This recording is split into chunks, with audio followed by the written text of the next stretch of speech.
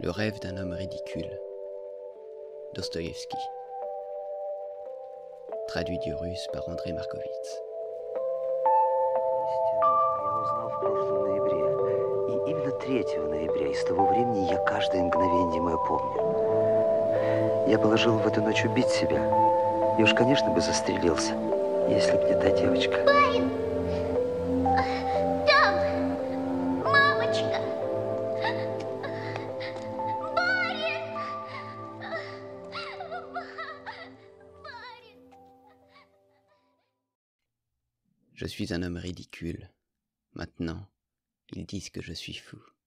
Ce serait une promotion s'ils ne me trouvaient pas toujours aussi ridicule. Mais maintenant je ne me fâche plus. Maintenant je les aime tous. Et même quand ils se moquent de moi, c'est surtout là peut-être que je les aime le plus. Je me moquerais bien avec eux, pas de moi-même, non, mais en les aimant, s'ils n'étaient pas si tristes quand je les vois. Si tristes, parce qu'ils ne connaissent pas la vérité. Et moi, je connais la vérité. Oh, qu'il est dur d'être seul à connaître la vérité. Mais ça, ils ne le comprendront pas. Non, ils ne comprendront pas. Avant pourtant, je me suis bien rongé d'avoir l'air ridicule. Pas d'avoir l'air, d'être. J'ai toujours été ridicule. Et je le sais peut-être depuis le jour de ma naissance. J'avais 7 ans peut-être. Je savais déjà que j'étais ridicule. Après, je suis allé à l'école. Après, à l'université et quoi. Plus j'apprenais des choses, plus je n'en apprenais qu'une, que j'étais ridicule. Si bien qu'à la fin, toute ma science universitaire, pour moi, c'était comme si elle n'était là que pour une chose, pour me prouver et m'expliquer, au fur et à mesure que je l'approfondissais, que j'étais ridicule. La vie suivait la science, d'année en année. Je sentais grandir et se renforcer en moi cette conscience perpétuelle de mon air ridicule à tous les points de vue. Tout le monde s'est toujours moqué de moi. Mais personne ne savait, ne pouvait deviner que s'il y avait un homme sur terre qui savait plus que tous les autres que j'étais ridicule, eh bien, c'était moi-même. Et voilà bien ce que je trouvais le plus humiliant, qu'il ne le sache pas. Mais là, c'était ma propre faute. J'ai toujours été si orgueilleux que, jamais, pour rien au monde, je n'ai voulu le reconnaître devant personne. Cet orgueil, il s'accroissait en moi d'année en année. Et si je m'étais autorisé à le reconnaître même devant n'importe qui, je crois que là, sur le champ, le soir, je me serais pulvérisé la tête d'un coup de revolver.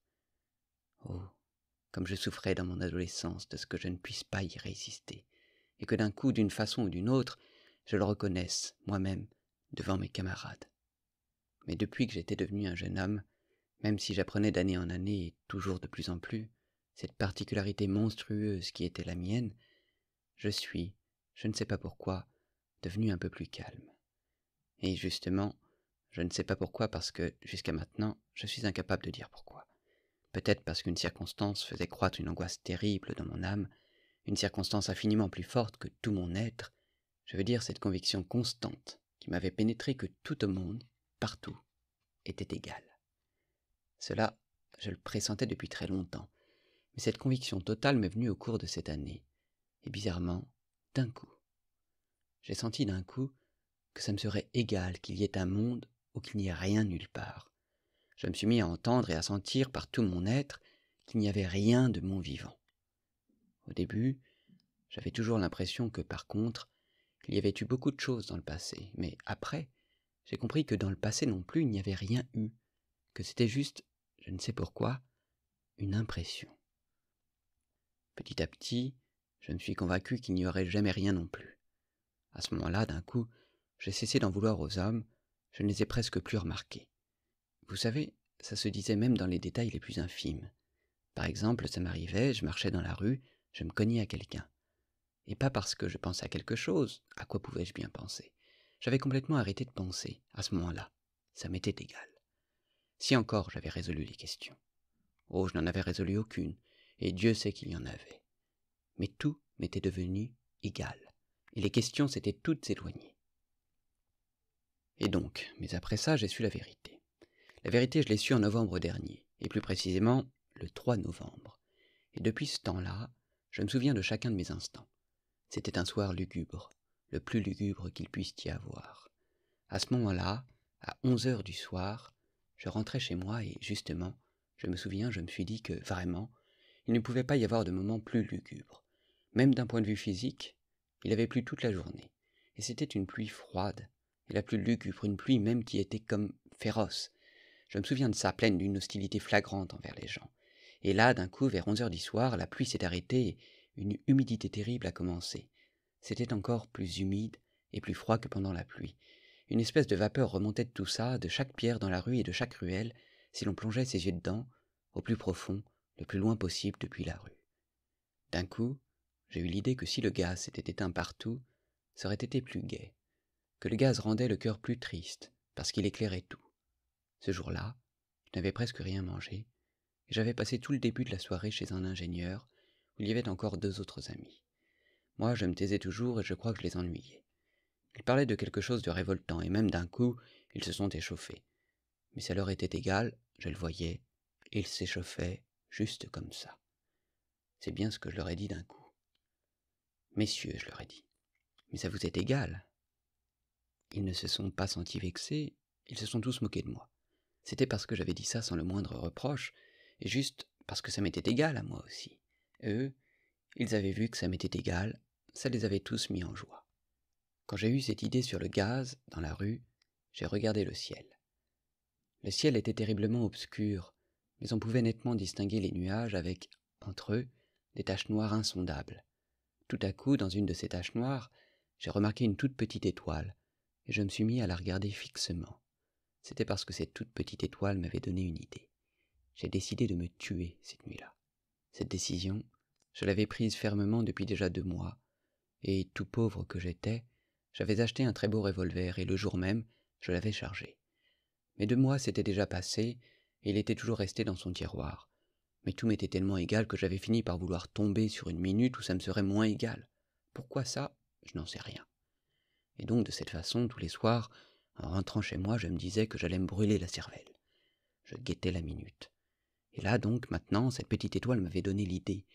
Et j'ai décidé que ce serait absolument pour cette nuit. Et pourquoi cette petite étoile m'a donné cette idée? Je n'en sais rien. Et là, pendant que je regardais le ciel, tout à coup, cette petite fille m'a saisi par le coude. La rue était déjà déserte. Il n'y avait presque plus personne. Au loin, un cocher dormait sur ses droschkis. La petite fille avait dans les 8 ans, un petit foulard sur les épaules avec juste une robe, toute trempée. Mais je me suis souvenu surtout de ses souliers, troués et trempés, et je m'en souviens toujours. Ce sont eux, surtout, qui m'ont sauté aux yeux. Elle, tout à coup, elle s'est mise à me tirer par le coude et à m'appeler.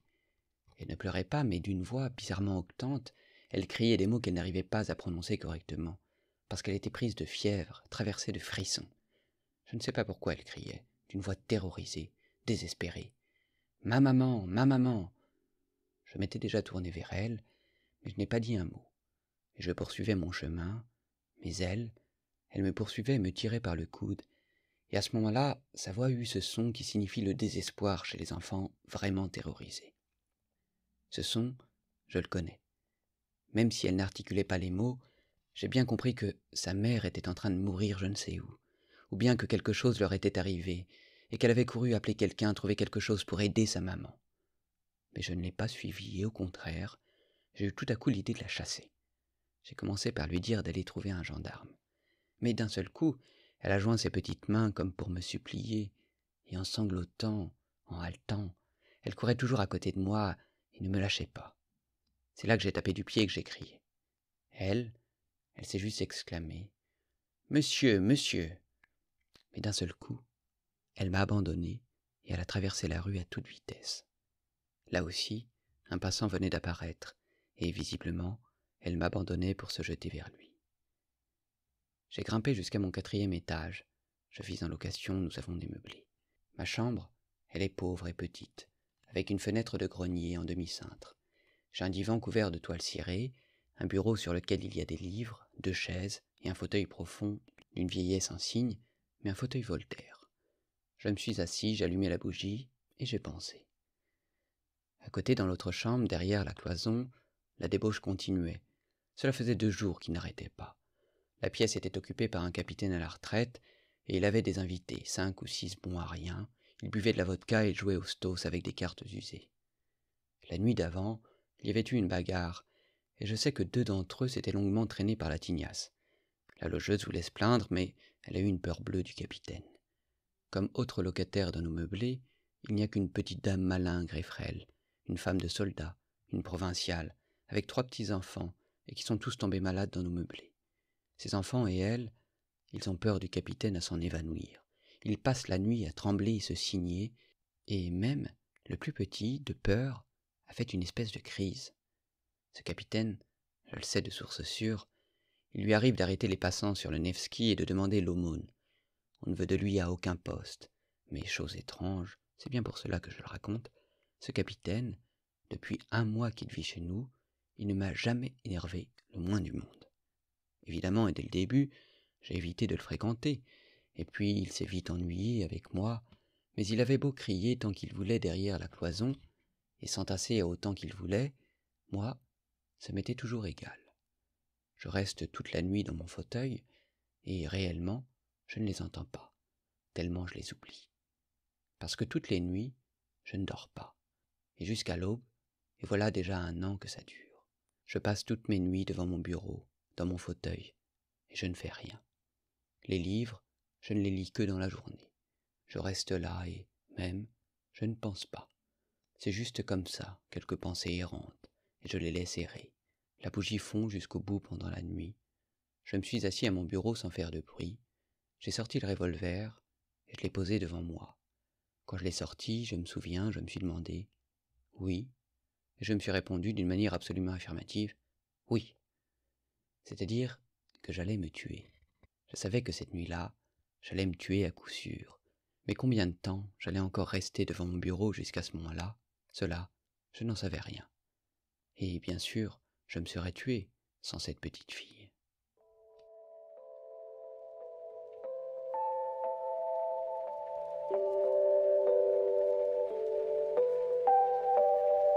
Да ведь мне теперь все равно. Ведь через час или 2 все угаснет. И тогда какое мне дело до этой девочки и до всего на свете? Я обращаюсь в нуль. В нуль абсолютный.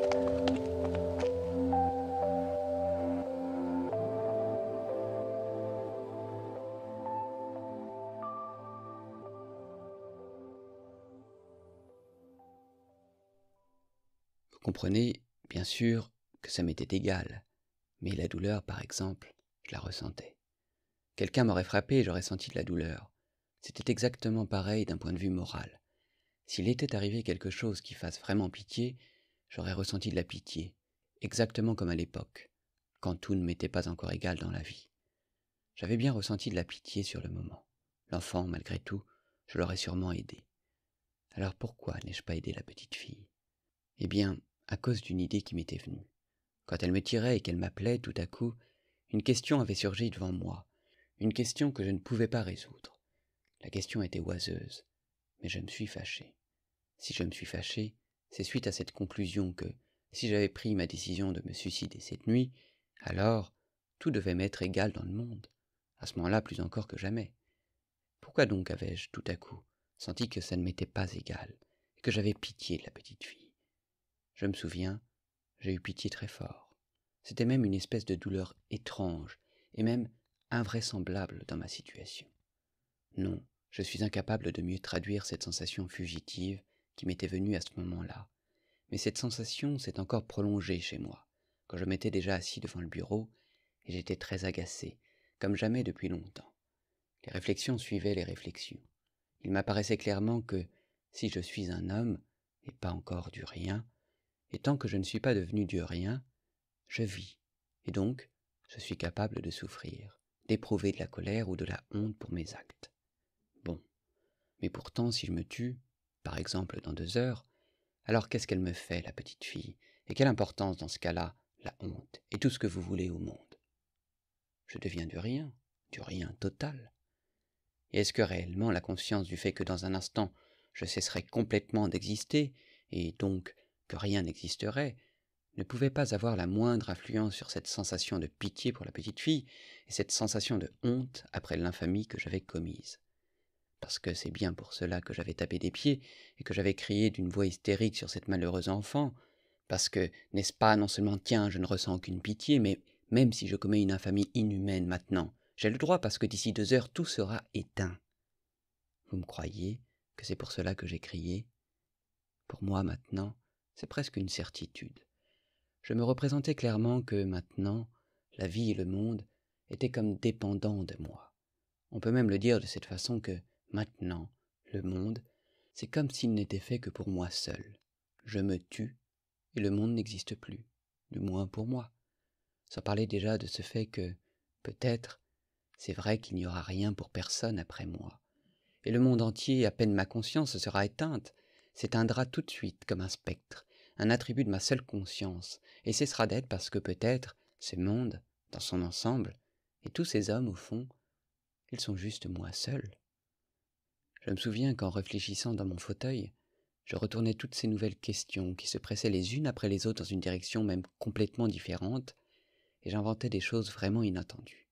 Par exemple, cette réflexion étrange m'est venue tout à coup que si j'avais vécu auparavant sur la Lune ou sur Mars, et que j'y ai commis l'acte mais le plus honteux et le plus déshonorant qui puisse seulement s'imaginer, et si, là-bas, pour cet acte, on m'avait avili et déshonoré comme on ne peut le ressentir et se l'imaginer qu'en rêve, dans un cauchemar, et si me retrouvant après sur Terre, j'avais conservé la conscience de mon acte sur telle autre planète, et que de plus j'ai su que jamais plus et pour rien au monde je n'y retournerais, eh bien en regardant la Lune depuis la Terre, est-ce que oui ou non, ça me serait encore égal?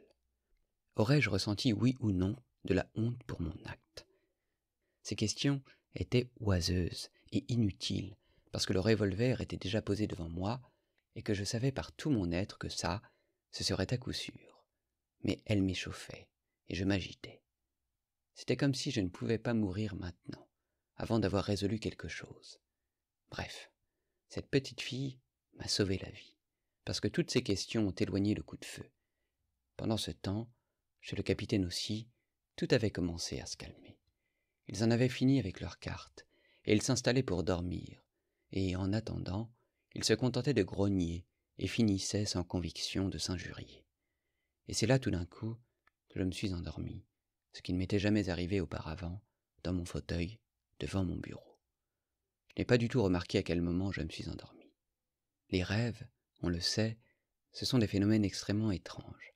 Telle chose apparaît avec une précision terrifiante, une finesse de joaillier dans le rendu d'un détail, alors qu'on saute par-dessus telles autres, comme sans les remarquer du tout, par exemple, par-dessus l'espace et le temps. Les rêves, semble-t-il, sont mus non par la raison, mais le désir, non par la tête, mais par le cœur. Et néanmoins, parfois, ma raison pouvait me jouer en rêve de ces tours tellement rusés, et néanmoins il lui arrive en rêve des choses tout à fait incompréhensibles. Mon frère, par exemple, est mort il y a 5 ans. Parfois je le vois en rêve. Il prend une part active à mes affaires, nous sommes tous les deux très passionnés et néanmoins, moi-même, pendant toute la durée du rêve, je me rappelle parfaitement que mon frère est mort et enterré.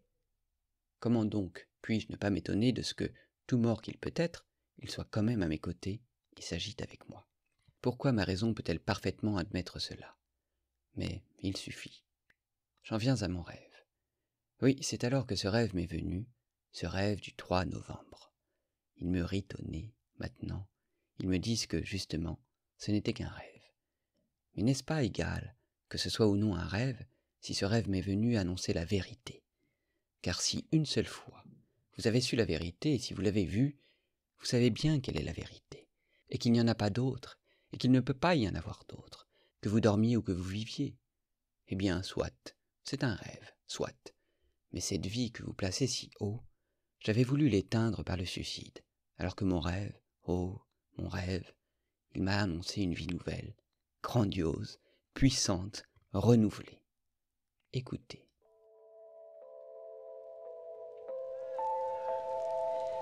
А ведь жизнь и мир теперь от меня зависят. Застрелюсь, и мира не будет, по крайней мере, для меня. Я еще подумал тогда, что если б я жил прежде на Луне или на Марсе и сделал бы там какой-нибудь бесчестный поступок, было бы мне отсюда все равно или нет? Вот тут я и заснул.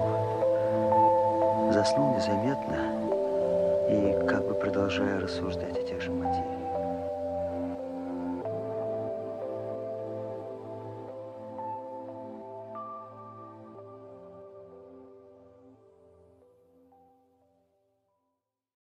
J'ai dit que je m'étais endormi sans m'en rendre compte, et même comment continuer à réfléchir sur les sujets qui m'occupaient. D'un coup, j'ai rêvé que je prenais le revolver et que, toujours assis, je le pointais directement sur mon cœur. Mon cœur et pas ma tête. Moi, avant, j'avais décidé d'une façon définitive de me tirer une balle dans la tête, et plus précisément dans la tempe droite. L'ayant pointé sur ma poitrine, j'ai attendu une seconde ou deux, et ma bougie, le bureau et le mur devant moi se sont tout à coup mis à bouger, à tanguer. Je me suis dépêché de tirer. En rêve, il vous arrive de tomber d'une hauteur, ou bien on vous égorge, ou l'on vous bat, mais vous ne sentez jamais de douleur, sauf si réellement vous-même, d'une façon ou d'une autre, vous vous cognez dans votre lit, auquel cas vous sentirez de la douleur et cette douleur, presque toujours, vous réveillera. C'était pareil dans mon rêve. Je ne sentais aucune douleur, mais il m'a paru que ce coup de feu avait tout bouleversé en moi, et que tout s'était éteint d'un coup, et que tout autour de moi était devenu terriblement noir. Je suis comme devenu aveugle et muet, et me voici couché sur quelque chose de dur, tendu de tout mon long, raide. Je ne vois rien et je ne peux plus faire le moindre mouvement. Autour de moi, on marche, on crie. J'entends la basse du capitaine, les glapissements de la logeuse, et puis d'un coup, une autre interruption, et me voici déjà porté dans un cercueil fermé. Et je sens le tangage du cercueil, et je réfléchis à cela, et tout à coup, pour la première fois, je suis stupéfié par l'idée que, c'est-à-dire, je suis mort, mort complètement. C'est une chose que je sais et dont je ne doute pas. Je ne vois pas, et je ne bouge pas, et néanmoins, je sens, et je réfléchis. Mais je m'habitue très vite à cet état de fait, et très normalement, comme dans les rêves, j'accepte la réalité sans discussion. Et voilà qu'on m'enfouit dans la terre. Tout le monde s'en va. Je suis seul, complètement seul. Je ne bouge pas. Toujours, avant, dans la vie, quand je me représentais qu'on m'enterrait, en fait, je n'associais à la tombe qu'une seule sensation, celle du froid et de l'humidité. C'était pareil ici. Je sentis que j'avais très froid, surtout au bout de mes orteils, mais je ne sentis rien d'autre. J'étais allongé et, bizarrement, je n'attendais rien, admettant sans discussion qu'un mort n'a rien à attendre. Mais il faisait humide. J'ignore combien de temps put s'écouler, 1 heure ou quelques jours, ou bien beaucoup de jours. Mais voilà tout à coup qu'une goutte d'eau qui s'était infiltrée dans mon cercueil vint tomber sur ma paupière gauche fermée, suivie 1 minute plus tard par une autre, puis 1 minute plus tard par une troisième, et ainsi de suite, toujours à un intervalle d'1 minute. Une profonde indignation s'embrasa tout à coup dans mon cœur, et tout à coup, j'y ressentis une douleur physique. « C'est ma blessure, me dis-je, c'est le coup de feu, il y a une balle dedans. » Et la goutte, elle tombait toujours, minute après minute, et toujours sur mon œil fermé. Et tout à coup, j'ai levé mon invocation, non pas avec ma voix, car j'étais immobile, mais avec tout mon être, vers le maître de tout ce qui m'arrivait. Qui que tu sois, mais si tu es, s'il y a quelque chose de plus raisonnable que ce qui arrive en ce moment, permets aussi que cela soit ici. Mais si tu châties mon suicide déraisonnable par une existence qui se poursuivrait dans la monstruosité et dans l'absurde, sache que jamais, et quelles que soient les tortures qui me seraient infligées, rien ne pourra se comparer à ce mépris que je ressentirai sans dire un mot, et même si mon martyre dure des millions d'années. J'appelais et je me tus. Pendant presque 1 minute entière, le silence continua. Il y eut même encore une goutte qui tomba. Mais je savais sans limite, indestructiblement, et je le croyais, que tout changerait maintenant à coup sûr. Et voilà que d'un coup, mon cercueil s'ouvrit. C'est-à-dire, je ne sais pas s'il fut ouvert ou exhumé, mais je fus pris par une espèce de créature sombre que je ne connaissais pas, et nous nous retrouvâmes dans l'espace. Tout à coup, mes yeux virent. C'était une nuit profonde. Jamais il n'y avait eu pareille obscurité. Nous volions dans l'espace déjà loin de la terre. Je ne posais aucune question à celui qui me portait. J'attendais dans mon orgueil. Je m'assurais que je n'avais pas peur, et je me figeais d'extase à cette idée que je n'avais pas peur. Je ne me rappelle plus combien de temps nous volâmes, et je n'arrive pas à me représenter. Tout se passait comme toujours dans les rêves quand on saute par-dessus l'espace et le temps, et par-dessus les lois de l'existence et de la raison, qu'on ne s'arrête que sur les points qui nourrissent les rêveries du cœur. Je me souviens que tout à coup, je vis une petite étoile dans les ténèbres.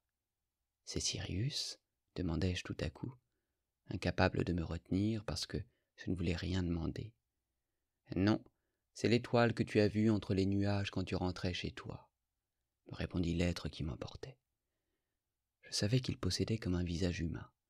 Bizarrement, je n'aimais pas cet être. Je sentais même une répulsion profonde. J'attendais le néant total.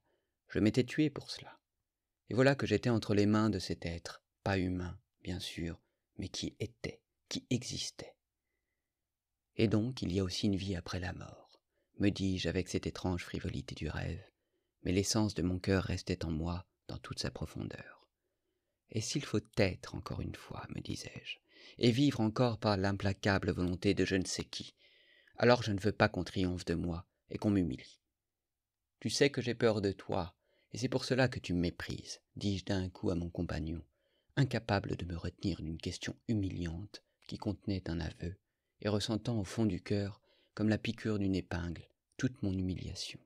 Il ne répondit pas à ma question, mais je sentis d'un coup qu'on ne me méprisait pas, et qu'on ne se moquait pas de moi, et même qu'on ne me plaignait pas, mais que le chemin avait un but inconnu et secret, qui ne me concernait que moi seul. La peur grandissait dans mon cœur. Quelque chose, d'une façon muette mais douloureuse, se communiquait à moi et semblait me pénétrer. Nous volions dans des espaces obscurs et inconnus. Depuis longtemps, je ne voyais plus de constellations que l'œil reconnaissait. Je savais qu'il existe des étoiles dans l'espace céleste dont les rayons ne parviennent sur la Terre qu'après des milliers ou des millions d'années. Peut-être volions-nous dans ces espaces. J'attendais quelque chose dans une angoisse terrible et qui me torturait le cœur. Et tout à coup, une espèce de sentiment connu, et appelant au plus haut point, me bouleversa. Je vis tout à coup notre soleil. Je savais que ça ne pouvait pas être notre soleil, qui a donné naissance à notre Terre, et que nous étions à une distance infinie de notre soleil. Mais je reconnus, je ne sais pas pourquoi, par toutes les fibres de mon être, que c'était un soleil exactement pareil au nôtre, sa réplique et son double. Une sensation douce, appelante, retentit dans mon âme comme une extase. La force d'une lumière originelle, de cette lumière qui m'avait mis au monde, se répandit dans mon cœur et le ressuscita, et je ressentis la vie d'avant, pour la première fois après ma tombe. Mais si c'est le soleil, si c'est un soleil absolument pareil au nôtre, m'écriai-je, alors où est la terre ? Et mon compagnon me montra cette petite étoile qui luisait dans le noir d'un éclat d'émeraude. Nous volions droit vers elle. Et des répétitions pareilles sont donc possibles dans l'univers, et c'est donc ça la loi de la nature. Et s'il y a une terre là-bas, il est donc possible que ce soit une terre comme la nôtre, une terre absolument pareille, malheureuse, misérable, mais si précieuse, éternellement aimée, et qui fait naître en elle-même un amour si torturant chez ses enfants les plus ingrats, comme la nôtre, m'écriai-je frissonnant d'un amour irrépressible, exalté pour cette terre d'auparavant, cette terre originelle que j'avais quittée. L'image de la pauvre petite fille que j'avais offensée fusa devant mes yeux. « Tu verras tout, » répondit mon compagnon. Une sorte de tristesse se fit entendre dans sa voix. Mais nous nous approchions rapidement de la planète. Elle grandissait devant mes yeux. Je distinguais déjà l'océan, les contours de l'Europe, et d'un coup, la sensation étrange d'une espèce de grande, de sainte jalousie s'enflamma dans mon cœur. Comment une telle répétition est-elle possible, et dans quel but ? J'aime, et je ne peux aimer que cette terre que j'ai quittée, sur laquelle j'ai laissé des éclaboussures de mon sang quand j'ai éteint ma vie, dans mon ingratitude par ce coup de feu en plein cœur. Mais jamais, jamais je n'ai cessé de l'aimer, cette terre, et même, l'autre nuit peut-être, quand je la quittais, je l'aimais d'une façon encore plus douloureuse. Y a-t-il de la douleur sur cette nouvelle terre ? Sur notre terre, nous ne pouvons vraiment aimer qu'avec la douleur, et seulement par la douleur. Sinon, nous ne savons pas aimer. Nous ne connaissons pas d'autre amour. Moi, pour aimer, je veux de la douleur. Je veux. J'ai soif, là, maintenant, en m'inondant de larmes, de n'embrasser que cette terre que j'ai quittée. Et je ne veux pas de la vie. Je ne l'accepte sur aucune autre. Mais mon compagnon m'avait déjà quitté. D'un coup, et comme sans le remarquer le moins du monde, je me vis sur cette autre terre, dans la lumière éclatante d'une journée ensoleillée, plus belle que le paradis. Je me tenais, je crois, sur l'une de ces îles qui forment sur notre terre l'archipel grec, ou quelque part au bord du continent qui longe cet archipel. Oh, tout était exactement comme chez nous, mais semblait-il, tout irradiait une espèce de fête, une gloire grandiose, sacrée, enfin atteinte. Une mer d'émeraude caressante clapotait doucement sur la rive et l'embrassait avec amour, un amour évident, visible, presque conscient. De grands arbres splendides se dressaient dans toute la splendeur de leur frondaison, et leurs feuilles innombrables, j'en suis persuadé, me saluaient de leur bruit doux et caressant, et semblaient prononcer je ne sais quelle parole d'amour. Les prairies flamboyaient de fleurs éclatantes et parfumées.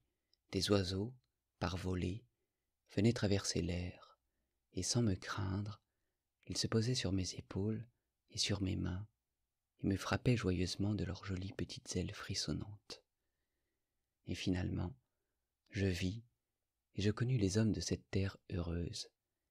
Ils vinrent vers moi d'eux-mêmes, ils m'entourèrent, ils m'embrassaient.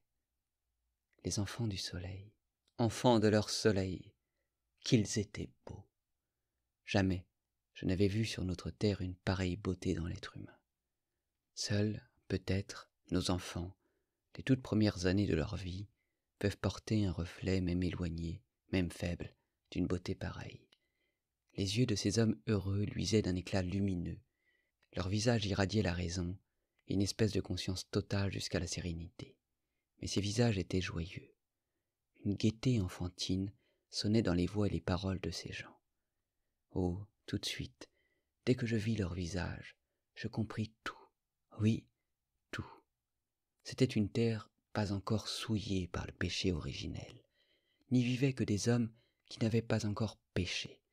Ils vivaient dans un paradis semblable à celui dans lequel avaient vécu, d'après toutes les légendes de l'humanité, nos ancêtres pécheurs, avec cette seule différence qu'ici, la terre était partout un seul et même paradis.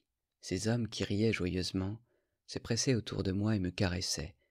Ils m'emmenèrent chez eux, et chacun d'eux avait envie de m'apaiser.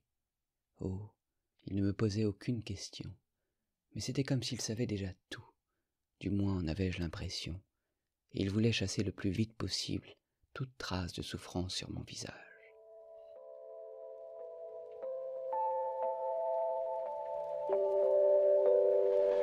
Я тогда же, при первом взгляде на их лица, понял все.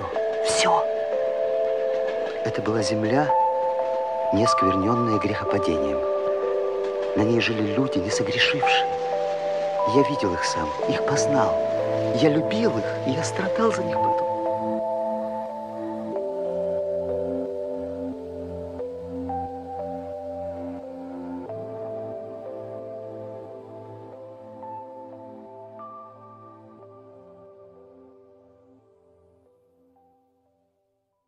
Vous comprenez, encore une fois, et même si ce n'était qu'un rêve, mais la sensation d'amour de ces hommes innocents et beaux reste en moi à jamais, et je sens que leur amour s'épanche en moi, et aujourd'hui encore, de là-bas.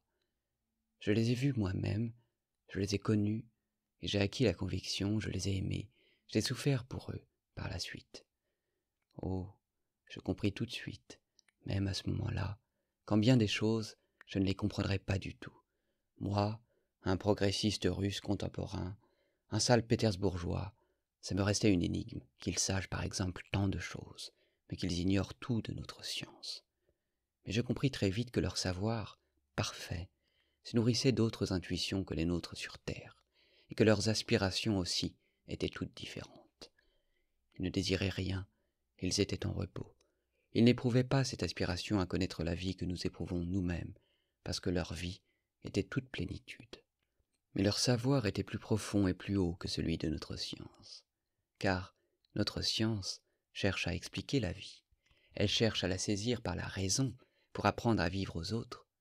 Eux, même sans la science, ils savaient comment ils devaient vivre.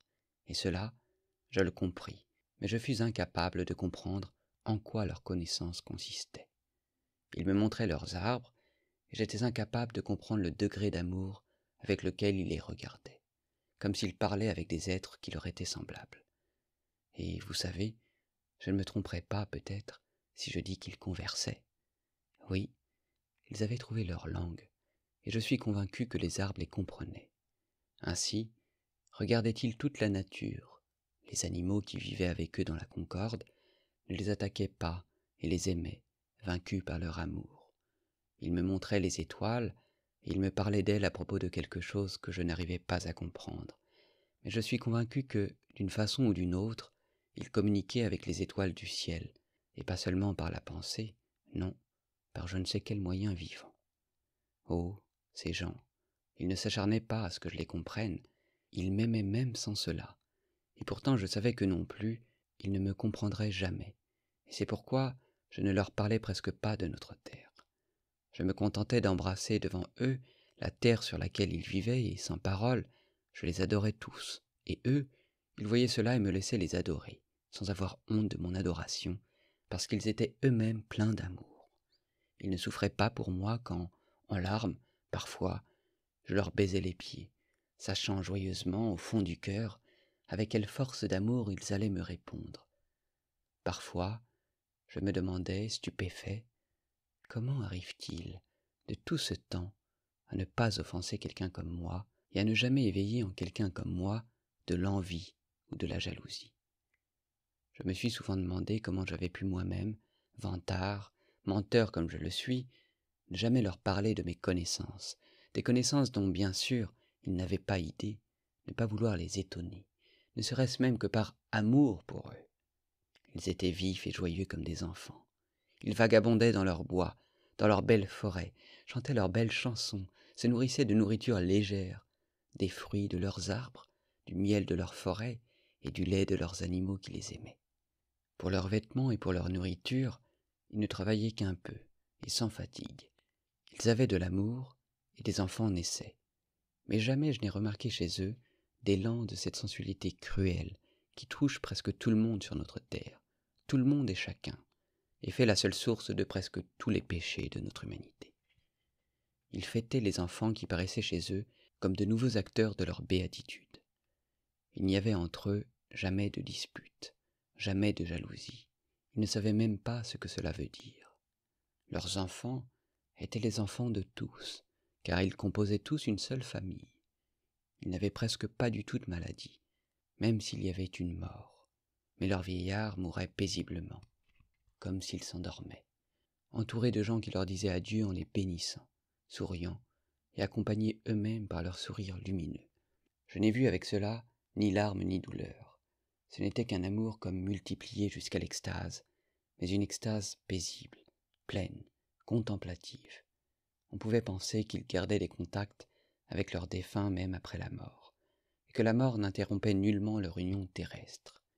Ils ne me comprenaient presque pas quand je les interrogeais sur la vie éternelle, mais sans doute en étaient-ils si convaincus inconsciemment qu'elle ne leur faisait même pas question.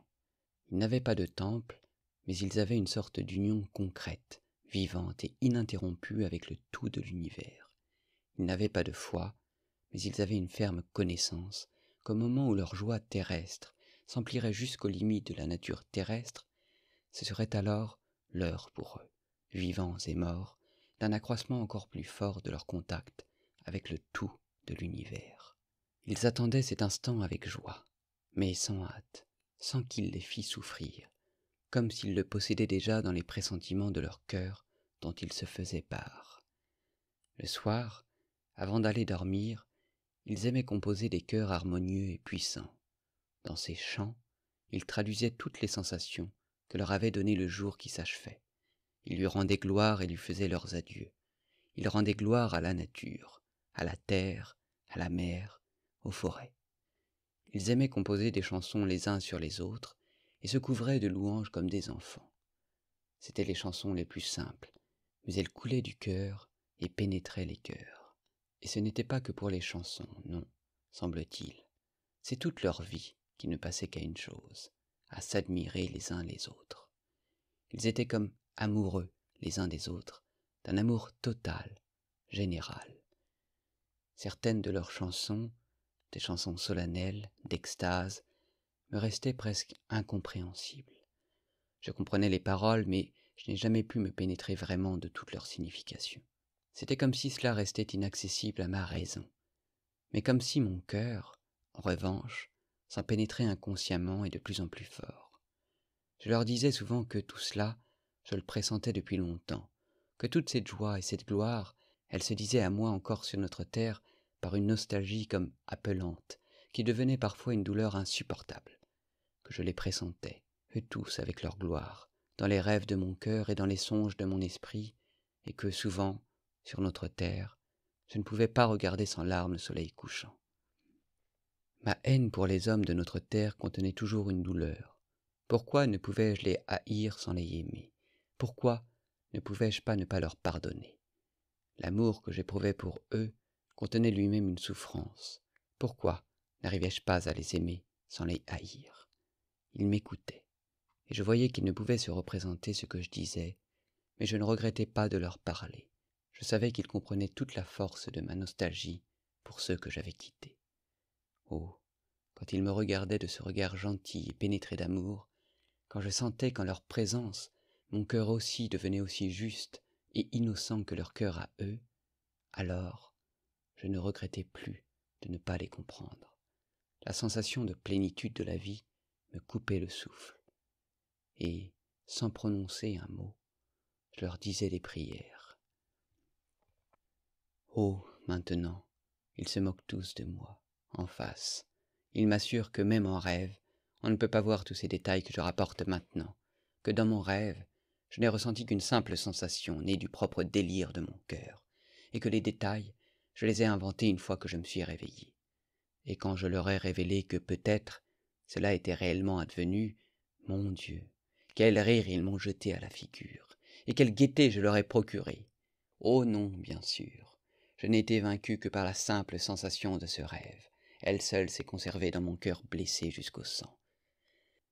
Mais les images réelles et les formes de mon rêve, c'est-à-dire celles que j'ai vues vraiment à l'heure où je dormais, étaient emplies d'une telle harmonie, elles étaient si belles, si envoûtantes et si vraies qu'à mon réveil, bien sûr, j'étais incapable de les incarner dans nos faibles paroles, si bien que réellement, elles devaient comme s'estomper dans mon esprit, et donc, réellement, peut-être, moi-même, sans en avoir conscience, j'étais obligé d'inventer les détails par la suite, et bien sûr, en les déformant, surtout avec mon désir passionné de les rapporter le plus vite possible, même n'importe comment.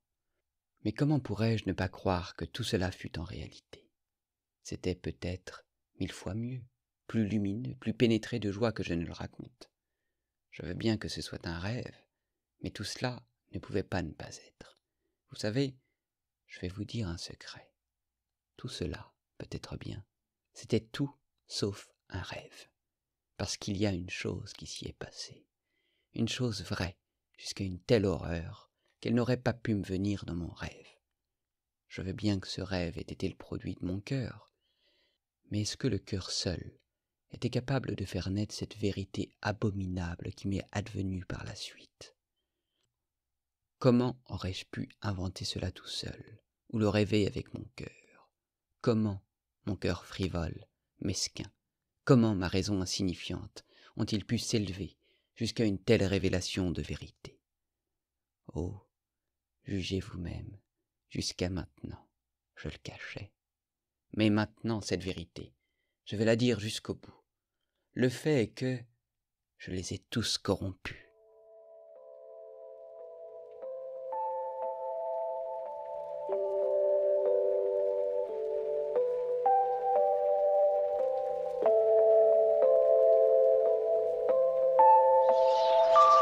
Неужели она такая же земля, как наша?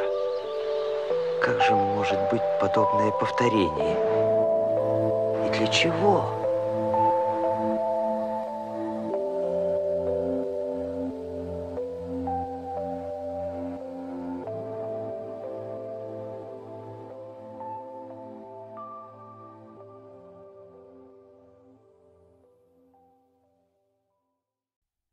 Oui, oui, à la fin, je les ai tous corrompus. Comment cela put se produire, je ne sais pas. Je ne m'en souviens plus très bien. Le rêve traversa des millénaires et ne me laissa que la sensation d'un tout. Je sais seulement que la cause du péché originel, c'était moi. Comme une trichine dégoûtante, comme un atome de peste qui contamine des pays tout entiers. Ainsi, moi-même, j'ai contaminé toute cette terre qui, avant moi, vivait heureuse et sans péché. Ils apprirent à mentir, ils aimèrent le mensonge, ils connurent la beauté du mensonge. Oh, peut-être, cela commença-t-il innocemment, par une plaisanterie, une coquetterie, un jeu entre amoureux, réellement peut-être par un atome, mais cet atome de mensonge s'enfonça dans leur cœur et leur plut. Puis, très vite, naquit la sensualité. La sensualité engendra la jalousie, la cruauté. Oh, je ne sais pas, je ne me souviens plus, mais très vite, le premier sang jaillit. Ils s'étonnèrent, ils furent horrifiés, et commencèrent à se disperser, se désunir. Parurent les alliances, mais cette fois, les uns contre les autres. Commencèrent les querelles, les reproches. Ils connurent la pudeur, et firent de la pudeur une vertu. Naquit la notion d'honneur, et chaque alliance hissa son propre drapeau. Ils torturèrent les animaux s'éloignèrent d'eux dans les forêts, et furent leurs ennemis. Commencèrent les luttes pour les séparations, l'autonomie, l'individualité, pour le mien et le tien. Ils parlèrent des langues différentes. Ils connurent la douleur et aimèrent la douleur. Ils eurent soif de souffrance, et dirent que la vérité ne pouvait être atteinte qu'à travers la souffrance. Alors parut la science. Quand ils devinrent méchants, ils parlèrent de fraternité, d'humanité, et comprirent ces idées. Quand ils devinrent criminels, ils inventèrent la justice, et s'imposèrent toute une série de codes pour la conserver. Et pour se conserver les codes, ils instaurèrent la guillotine. Ils ne se souvenaient qu'à peine de ce qu'ils avaient perdu, et ne voulaient même plus croire qu'un jour, ils avaient été innocents et heureux. Ils riaient même de la possibilité de ce bonheur passé, et ils l'appelaient un songe. Ils ne pouvaient même pas se le représenter en forme et en image, mais chose étrange et merveilleuse, ayant perdu toute foi dans leur bonheur passé, l'ayant traité de fable, ils voulurent tellement redevenir innocents et heureux, l'être une fois encore, qu'ils succombèrent devant le désir de leur cœur, comme des enfants, déifièrent ce désir, érigèrent des temples, et se mirent à prier leur propre idée, leur propre désir, tout en croyant pleinement, dans le même moment, qu'il était impossible et irréalisable, mais l'adorant jusqu'aux larmes et se prosternant devant lui. Et cependant, si seulement il leur avait été possible de recouvrer cet état d'innocence et de bonheur qu'ils avaient perdu, et si quelqu'un le leur avait montré d'un coup, une fois encore, et avait demandé s'ils voulaient le recouvrer, ils auraient sans doute refusé. Ils me répondaient « Tant pis si nous sommes faux, méchants, injustes. Nous le savons, et nous pleurons. Nous nous torturons nous-mêmes pour cela. Nous nous martyrisons, et nous punissons plus, peut-être même, que ce juge miséricordieux qui nous jugera et dont nous ignorons le nom. Mais nous avons la science, et c'est par là que nous retrouverons la vérité. Mais cette fois, nous la recevrons en toute conscience. La connaissance est supérieure au sentiment, la connaissance de la vie supérieure à la vie. La science nous donnera la sagesse nous révélera les lois, et la connaissance des lois de la sagesse est supérieure à la sagesse. » Voilà ce qu'il disait, et après ces paroles, chacun s'aima plus que tous ses semblables. Et que pouvait-il faire d'autre? Chacun devint si jaloux de sa personne qu'il ne cherchait de toutes ses forces qu'à l'abaisser et la diminuer dans les autres, et voyait là le but même de sa vie.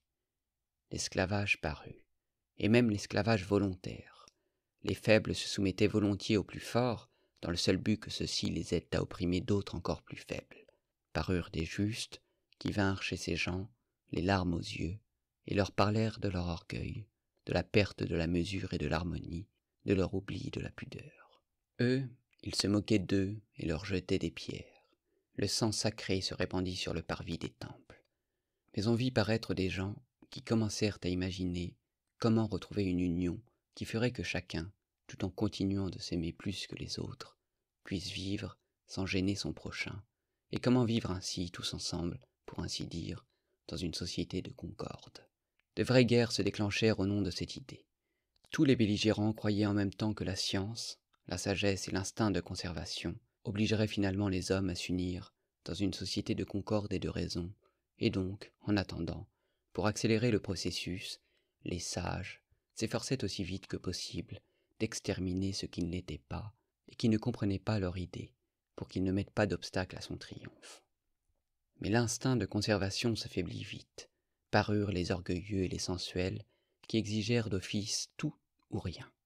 Pour acquérir le tout, ils recouraient au crime, et quand ils subissaient un échec, au suicide. Parurent des religions vénérant le néant et l'autodestruction, au nom d'un apaisement éternel dans le rien.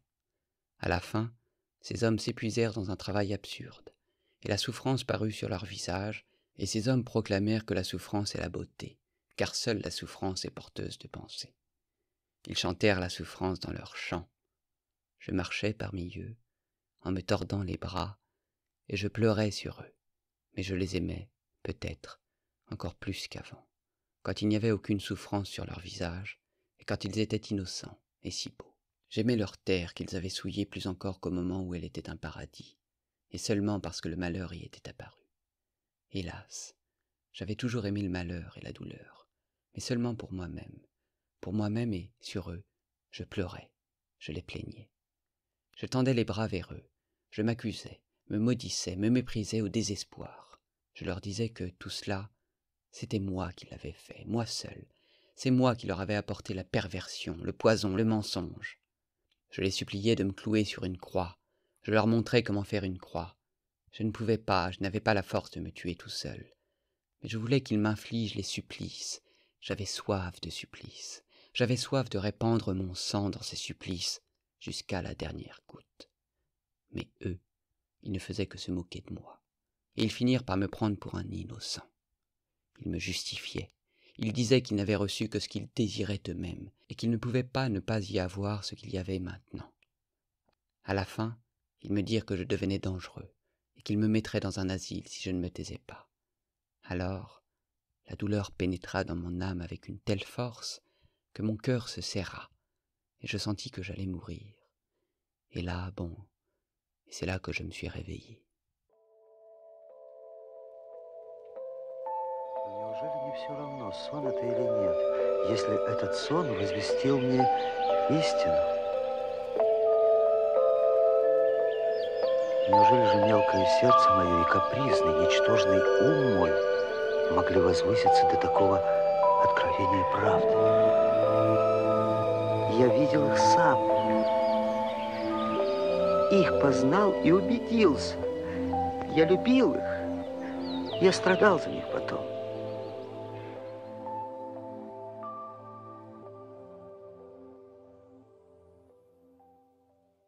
C'était déjà le matin, c'est-à-dire que l'aube n'avait pas encore paru, mais il était près de 6 heures. Je me suis réveillé dans le même fauteuil, ma bougie avait fondu entièrement, on dormait chez le capitaine et tout autour, dans notre appartement, il y avait un silence rare. J'ai commencé par bondir, plein d'une surprise extrême. Jamais rien de pareil ne m'était arrivé, même jusqu'aux détails, aux petits riens. Jamais je ne m'étais endormi, par exemple, de cette façon, dans mon fauteuil. Là, d'un seul coup, debout, le temps de reprendre mes esprits, j'ai vu devant moi, dans un éclair, mon revolver, tout prêt, chargé. Mais en un instant, je l'ai repoussé. Oh, maintenant, la vie, la vie. J'ai levé les bras, j'ai invoqué la vérité éternelle. Je n'ai pas invoqué, j'ai pleuré. L'exaltation. Une exaltation sans limite soulevait tout mon être. Oui, la vie. Et puis, le prêche. Le prêche, j'ai pris cette décision en 1 seconde. Et bien sûr, pour toute la vie. J'irai prêcher. Je veux prêcher. Quoi? La vérité. Car je l'ai vue. Je l'ai vue de mes yeux, vue dans toute sa gloire. Et donc, depuis ce temps, je prêche. Et puis, j'aime tous ceux qui se moquent de moi. Je les aime plus que les autres. Pourquoi, je ne sais pas. Je ne peux pas l'expliquer. Mais, soit. Ils disent que même maintenant, je m'y perds. C'est-à-dire que si je me suis tellement perdu maintenant, qu'est-ce donc qu'il en sera plus tard? Vérité vraie. Je m'y perds, et plus tard, peut-être, ce sera encore pire. Et bien sûr, je m'y perdrai plusieurs fois avant de trouver la façon dont il faut que je prêche, c'est-à-dire les paroles et les actes, parce que c'est une chose très difficile à accomplir. Moi, même aujourd'hui, je vois ça clair comme le jour. Mais écoutez, qui donc ne s'y perd pas? Et néanmoins, Tout le monde marche vers une seule et même chose. Du moins chacun essaie d'atteindre une seule et même chose, depuis le sage jusqu'au dernier brigand, seulement par des chemins différents. C'est une vieille vérité. Mais voilà ce qu'il y a de nouveau. C'est impossible que je me perde trop, parce que j'ai vu la vérité, parce que j'ai vu et que je sais que les hommes peuvent être beaux et heureux sans perdre le pouvoir de vivre sur la terre. Je ne veux pas et je ne peux pas croire que le mal soit l'état normal des hommes. Or, s'ils se moquent, c'est seulement de cette croyance-là. Mais comment pourrais-je ne pas croire? J'ai vu la vérité. Je ne l'ai pas inventée dans mon esprit. Je l'ai vue. Je l'ai vue et son image vivante a pour toujours empli mon âme. Je l'ai vue dans une plénitude si complète que je ne peux pas croire qu'elle puisse ne pas exister chez les hommes. Et donc, comment pourrais-je me perdre? Je peux m'écarter, bien sûr, et même plusieurs fois je parlerai peut-être même avec des mots qui ne seront pas à moi, mais pas longtemps. L'image vivante de ce que j'ai vu sera toujours avec moi. Elle me corrigera, elle me dirigera toujours. J'ai la fraîcheur, j'ai la vigueur, et je marche, même pour 1000 ans peut-être. Vous savez, je voulais même cacher au début que je les avais tous corrompus. Mais c'était une erreur. Tenez, la première erreur. Mais la vérité m'a chuchoté que je mentais. Et elle m'a préservé, elle m'a dirigé. Mais comment faire le paradis? Je ne sais pas, parce que je ne sais pas le dire avec des mots. Après mon rêve, j'ai perdu les mots.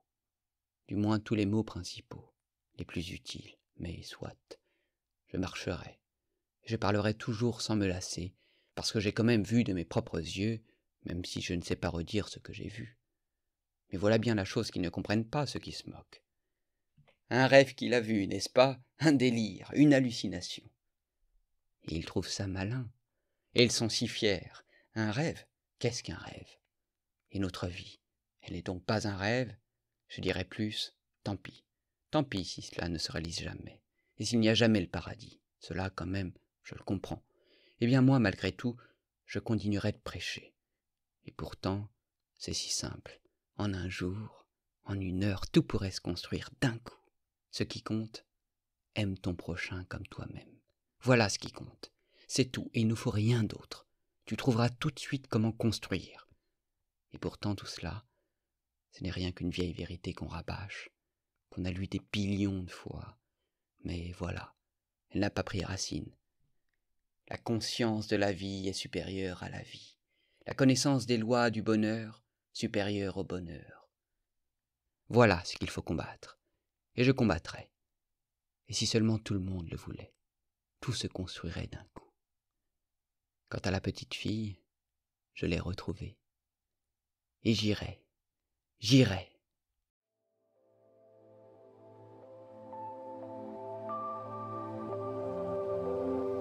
Сон, батенька мой. Et j'irai. Привет. J'irai. Галлюцинации.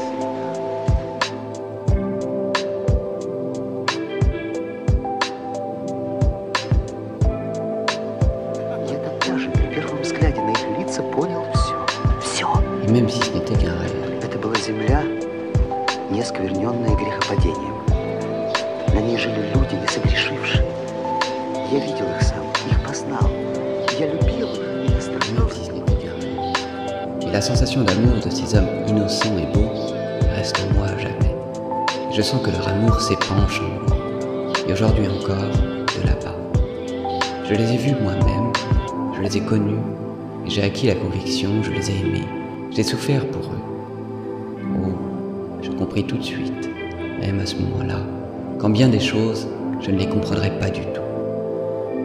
C'est impossible que je me perde trop, parce que j'ai vu la vérité. Сон, батенька мой. Привет. Галлюцинации. Parce que j'ai vu et que je sais que les hommes peuvent être beaux et heureux sans perdre le pouvoir de vivre sur la terre. Mais comment pourrais-je ne pas croire? J'ai vu la vérité. Je ne l'ai pas inventée dans mon esprit. Je l'ai vue et son image vivante a pour toujours empli mon âme. Je l'ai vue dans une plénitude si complète que je ne peux pas croire qu'elle puisse ne